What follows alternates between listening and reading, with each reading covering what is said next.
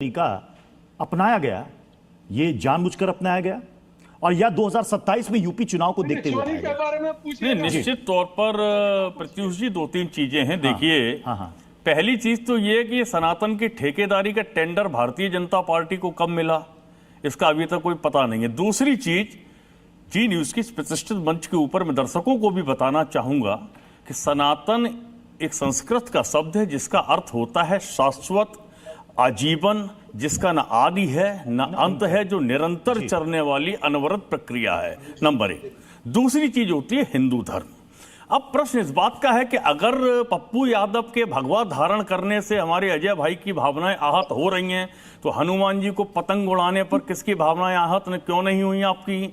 हनुमान जी को वहां लखनऊ के अंदर सड़क के ऊपर नृत्य करा रहे थे, तब क्यों नहीं भावनाएं आहत हो रही थी आप लोगों की? भाई साहब, आपके पास अगर टेंडर है तो फिर आहत सारी चीजें होनी चाहिए, नंबर एक। दूसरी चीज आती है, धर्म हिंदू है, सनातन धर्म नहीं है, सनातन एक प्रक्रिया है, तो उसमें थोड़ा सा विभेद करने की आवश्यकता। और संसद के अंदर किसी तरीके का कोई ड्रेस कोड नहीं है, जो व्यक्ति जो चाहे वो पहन के आ सकता है। साउथ के जो हमारे सांसद होते हैं वो अपना सफेद मुंड पहन के आते हैं, ऊपर शर्ट पहनते हैं। हमारे यहाँ के बहुत से सांसद ऐसे हैं जो कोट पैंट टाई पहन के जाते हैं, बहुत से ऐसे होते हैं जिनका जो गणवेश जिन्हें सूट करता है वो पहन के जाते हैं। तो अगर वो भगवा पहन के चले गए तो कौन सा कॉपीराइट है क्या आपके पास में, या भारतीय जनता पार्टी के पास में, या विश्व हिंदू परिषद के पास में, कि भाई आप इसको आप ही पहन सकते हैं, आप ही के लोग धारण कर सकते हैं, दूसरा नहीं धारण कर सकता है?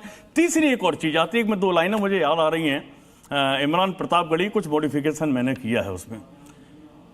सिर्फ चोर निर्धन ही बस नहीं होते, धन तो धनवान भी चुराते हैं। और अजय भाई, हम तो वोटों का चोर समझे थे, आप तो दान भी चुराते हैं।